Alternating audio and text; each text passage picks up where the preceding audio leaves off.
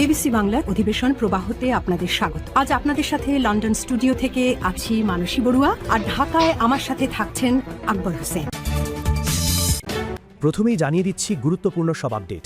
আমেরিকার হরমুজ দুর্বলতাকে যেভাবে হাতিয়ার বানালো ইরান, তারপর জানিয়ে দেব তেহরান কখনো হরমুজ প্রণালীর নিয়ন্ত্রণ ছাড়বে না, বিবিসিকে বললেন ইরানের পার্লামেন্ট সদস্য। সর্বশেষে জানিয়ে দেব ইরান যুদ্ধে বহুল ব্যবহৃত শব্দ কোনগুলো, অর্থ কী। এতক্ষণ শুনলেন সংবাদ শিরোনাম, এবার বিস্তারিত। তবে তার আগে বলে নিতে চাই, আন্তর্জাতিক তাজা সংবাদগুলো সবার আগে শুনতে আমাদের ভিডিওতে লাইক দিয়ে চ্যানেলটি সাবস্ক্রাইব করে রাখুন। শেষ পর্যন্ত যুক্তরাষ্ট্রকে স্বীকার করতেই হচ্ছে, হরমুজ প্রণালী শুধু একটি সামুদ্রিক পথ নয়, এটি ইরানের অস্তিত্ব ও কৌশলের অবিচ্ছেদ্য অংশ। 2026 সালের বসন্তে দাঁড়িয়ে বিশ্ব আবার নতুন করে বুঝছে, আধুনিক যুদ্ধের হিসাব শুধু অস্ত্রের শক্তিতে মাপা যায় না, ভূগোল এখানে বড় নির্ধারক। বহু দশক ধরে পশ্চিমা শক্তিগুলোর মধ্যে একটি বিশ্বাস ছিল, বিশাল নৌবহর, বিমানবাহী রণতরী ও উন্নত প্রযুক্তির জোরে তারা চাইলে যে কোনো সময় এই জলপথ খোলা রাখতে পারবে। কিন্তু বাস্তব অভিজ্ঞতা বলছে, সেই ধারণা আজ বড়সড় চ্যালেঞ্জের মুখে। হরমুজ প্রণালীর সবচেয়ে সরু অংশ মাত্র 21 মাইল চওড়া, কিন্তু এই অল্প জলরেখাই বিশ্ব অর্থনীতির প্রাণ রস বহন করে। প্রতিদিন বিপুল পরিমাণ তেল ও গ্যাস এই পথ দিয়ে যায়। প্রণালীর দুপাশে রয়েছে ওমান ও ইরানের উপকূল। জাহাজ চলাচলের নির্দিষ্ট পথ এতটাই সীমিত যে বড় ট্যাঙ্কারগুলোকে প্রায় একই রুট ধরে চলতে হয়, ফলে এগুলো হয়ে ওঠে সহজ লক্ষ্য। ইরান এই দুর্বলতাকে শক্তিতে পরিণত করেছে। ইরানের উত্তর উপকূল পাহাড়ি, গুহামর এবং লুকানো ঘাঁটিতে ভরা।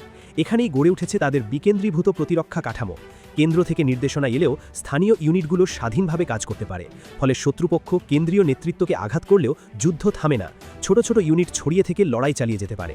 সমুদ্রপথে মাইন পাতা, দ্রুতগতির নৌকাযান, ড্রোন এবং মোবাইল ক্ষেপণাস্ত্র সব মিলিয়ে এক জটিল প্রতিরক্ষা বলয় তৈরি হয়েছে। গত ফেব্রুয়ারি থেকে যুক্তরাষ্ট্র ও ইসরায়েল হাজার হাজার লক্ষ্যবস্তুতে হামলা চালিয়েছে, কিন্তু কাঙ্ক্ষিত ফল আসেনি। স্থির ঘাঁটি ধ্বংস হলেও মোবাইল অস্ত্র দ্রুত স্থান বদল করেছে। একটি ঘাঁটি ধ্বংস হলে আরেকটি সক্রিয় হয়েছে, ফলে যুদ্ধ এক ধরনের দীর্ঘস্থায়ী অচলাবস্থায় পৌঁছেছে। দ্রুত জয়লাভের যে ধারণা ছিল তা ভেঙে পড়েছে। বিশ্লেষকদের মতে, যুক্তরাষ্ট্র যদি পুরো শক্তি দিয়ে প্রণালী খুলতে যায়, তবে সেটি উল্টো বিপর্যয় ডেকে আনতে পারে। কারণ ইরানের প্রতিক্রিয়া শুধু সমুদ্রে সীমাবদ্ধ থাকবে না। উপসাগরীয় অঞ্চলের গুরুত্বপূর্ণ স্থাপনাগুলো, যেমন পানি শোধনাগার বা তেল প্রক্রিয়াকরণ কেন্দ্র, হামলার লক্ষ্য হতে পারে।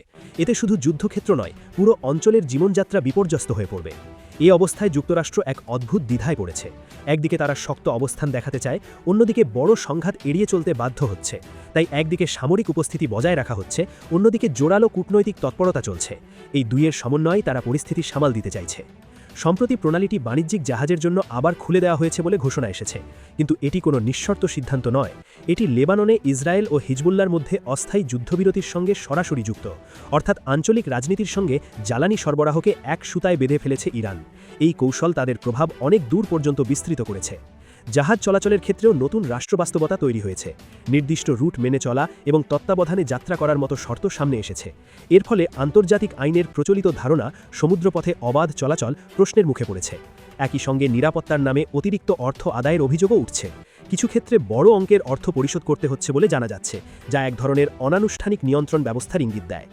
এই সংকটে চীন ও ভারতের ভূমিকা অত্যন্ত গুরুত্বপূর্ণ। এই দুই দেশই এই প্রণালীর তেলের ওপর নির্ভরশীল, তাই তারা পরিস্থিতি নিয়ন্ত্রণে রাখতে নীরব কিন্তু সক্রিয় ভূমিকা নিচ্ছে। বিশেষ করে চীন আঞ্চলিক সম্পর্ক কাজে লাগিয়ে আলোচনার ক্ষেত্র তৈরি করেছে। তাদের জন্য এই পথ বন্ধ হয়ে যাওয়া মানে সরাসরি অর্থনৈতিক চাপ। ইসলামাবাদে যুক্তরাষ্ট্র ও ইরানের মধ্যে যে আলোচনা চলছে তা দীর্ঘদিনের বৈরিতার প্রেক্ষাপটে গুরুত্বপূর্ণ। দুই পক্ষের মধ্যে মতপার্থক্য গভীর হলেও আলোচনা চালু থাকাটাই বড় বিষয়। যুক্তরাষ্ট্র চায় ইরান তাদের পারমাণবিক কর্মসূচি সীমিত করুক, অন্যদিকে ইরান চায় নিষেধাজ্ঞা তুলে নেওয়া হোক এবং বাইরের সামরিক চাপ কমানো হোক। এই আলোচনায় অর্থনৈতিক বিষয়ও বড় হয়ে উঠেছে। বিদেশে আটকে থাকা ইরানের অর্থ ছাড় করা হবে কিনা তা নিয়ে জোর আলোচনা চলছে। এটি এখন আস্থার পরীক্ষায় পরিণত হয়েছে। যদি এ বিষয়ে সমঝোতা হয়, তবে বড় ধরনের চুক্তির পথ খুলতে পারে। ইরানের এক জ্যেষ্ঠ রাজনৈতিক বলেছেন, তারা কখনোই হরমুজ প্রণালীর নিয়ন্ত্রণ ছেড়ে দেবেন না। বিবিসির এ সংক্রান্ত এক প্রশ্নে ইরানের ইসলামী বিপ্লবী গার্ড কোরের সাবেক কমান্ডার ইব্রাহিম আজিজি এমন কথা বলেন।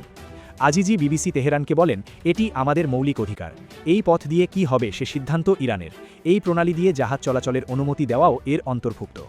আইনের মাধ্যমে এই অধিকার সংরক্ষিত হতে যাচ্ছে বলেও জানান এই ইরানি রাজনৈতিক। ইরানের পার্লামেন্ট সদস্য ইব্রাহিম আজিজি বর্তমানে দেশটির জাতীয় নিরাপত্তা ও পররাষ্ট্রনীতি বিষয়ক কমিটির প্রধান। জ্বালানি পরিবহনে কৌশলগতভাবে গুরুত্বপূর্ণ এই জলপথটি বন্ধ হয়ে যাওয়ার কারণে বিশ্ব অর্থনীতিতে এর ধাক্কা লেগেছে। সেই ধাক্কা আরও বিস্তৃত হওয়ার ঝুঁকি বাড়ছে। আর এতদিনে এটা স্পষ্ট হয়ে গেছে এটি একদিনের মধ্যে সমাধানযোগ্য কোনো স্বল্পমেয়াদী সংকট নয়। এই যুদ্ধ তেহরানের হাতে নতুন একটি অস্ত্র তুলে দিয়েছে। আজিজি হরমুজ প্রণালীকে শত্রু মোকাবেলায় আমাদের একটি সম্পদ বলে বর্ণনা করেছেন। যুদ্ধে ইরান হরমুজ প্রণালীকে কার্যকরভাবে অস্ত্র হিসেবে ব্যবহার করতে সক্ষম হয়েছে। নৌপথে পণ্য পরিবহনে অত্যন্ত গুরুত্বপূর্ণ হরমুজ প্রণালী দিয়ে বিশ্বের 1/5 জ্বালানি তেল ও গ্যাস পরিবহন করা হয়। এই পথ নিয়ন্ত্রণের সক্ষমতা ইরানের হাতে আলোচনায় দর কষাকষিতে একটি গুরুত্বপূর্ণ হাতিয়ার তুলে দিয়েছে। শুধু বর্তমান আলোচনায় নয়, বরং তারা এটিকে দীর্ঘমেয়াদী চাপ প্রয়োগের উপায় হিসেবেও দেখছে। তেহরান বিশ্ববিদ্যালয়ের রিসার্চ ফেলো মুহাম্মদ ইসলামী এর ব্যাখ্যায় বলেন, যুদ্ধের পর ইরানের প্রথম অগ্রাধিকার হবে প্রতিরোধ ক্ষমতা পুনরুদ্ধার করা, আর ইরানের হাতে কৌশলগতভাবে চাপ প্রয়োগের অন্যতম প্রধান হাতিয়ারগুলির একটি হল হরমুজ প্রণালী। মুহাম্মদ ইসলাম আরও বলেন, হরমুজ প্রণালী নিয়ে ইরানের নতুন রূপরেখায় অন্যান্য দেশ কিভাবে সুবিধা পেতে পারে তা নিয়ে আলোচনা করতে তেহরান প্রস্তুত, তবে চূড়ান্ত কথা হল এর নিয়ন্ত্রণ। তবে হরমুজ প্রণালী নিয়ে ইরানের এমন ভবিষ্যৎ পরিকল্পনা কয়েকটি প্রতিবেশী দেশ এরই মধ্যে প্রত্যাখ্যান করেছে। ইরানের বিরুদ্ধে যুক্তরাষ্ট্র ও ইসরায়েলের যুদ্ধ শুরু হয়েছে প্রায় 2 মাস হল। এই যুদ্ধে ইতিমধ্যে হাজারো মানুষ প্রাণ হারিয়েছেন এবং বিশ্বজুড়ে জ্বালানি সরবরাহে বড় ধরনের ব্যাঘাত ঘটেছে। এই সংকটের কেন্দ্রে রয়েছে হরমুজ প্রণালী। বিশ্বের মোট জ্বালানি তেল সরবরাহের প্রায় 20% এই গুরুত্বপূর্ণ জলপথ দিয়ে পরিবাহিত হয়। যুক্তরাষ্ট্র ও ইরান উভয় পক্ষই বারবার এই জলপথ বন্ধ করার হুমকি দিয়েছে। যুদ্ধের খবরে এমন অনেক শব্দ উঠে আসছে যেগুলোর পেছনে গভীর ঐতিহাসিক, ধর্মীয় এবং রাজনৈতিক তাৎপর্য রয়েছে। যুদ্ধের গতি প্রকৃতি বুঝতে সহায়ক এমন 10টি গুরুত্বপূর্ণ শব্দ এবং সেগুলোর অর্থ নিচে তুলে ধরা হলো। হরমুজ প্রণালী হল ইরান ও ওমানের মধ্যবর্তী একটি সরু জলপথ যা পারস্য উপসাগরকে আরব সাগরের সঙ্গে যুক্ত করেছে। এটি বিশ্বের অন্যতম গুরুত্বপূর্ণ সমুদ্রপথ। যুদ্ধ শুরুর পর থেকে এই প্রণালীতে চলাচল ব্যাপকভাবে সীমিত হয়ে পড়েছে, মাঝে মধ্যে আংশিক বা প্রায় পুরোপুরি বন্ধও রাখা হয়েছে। হরমুজ নামের উৎস নিয়ে বিতর্ক আছে, তবে সবচেয়ে গ্রহণযোগ্য মত হল এর সঙ্গে প্রাচীন পারসিক আহুরা মাজদা শব্দের সম্পর্ক রয়েছে। এটি জরাথুস্ত্রবাদের প্রধান দেবতার নাম, যার অর্থ জ্ঞানী প্রভু। কম প্রচলিত একটি মত হল ফার্সি শব্দ হুর, বদ্ধ জলাভূমি, এবং মোগ, খেজুর গাছ থেকে শব্দটি তৈরি হয়েছে। এর অর্থ দাঁড়ায় খেজুরের স্থান। আবার কেউ কেউ মনে করেন গ্রিক শব্দ হরমোজ বা খাঁড়ি বা উপসাগর থেকে হরমুজ শব্দের উৎপত্তি। ঐতিহাসিকভাবে মধ্যযুগের হরমুজ সাম্রাজ্য এই প্রণালীকে ঘিরেই গড়ে উঠেছিল। এটি ছিল এক সমৃদ্ধ সামুদ্রিক রাজ্য, যার প্রভাব পশ্চিমে বাহরাইন পর্যন্ত বিস্তৃত ছিল। শাহেদ ড্রোন ইরানের কম খরচে তৈরি আত্মঘাতী অস্ত্র। এগুলোকে কামিকাজে ড্রোনও বলা হয়। বিস্ফোরক বহনকারী এই ড্রোন অপেক্ষাকৃত সাধারণ ও নিম্নমানের প্রযুক্তি দিয়ে তৈরি করা হয়।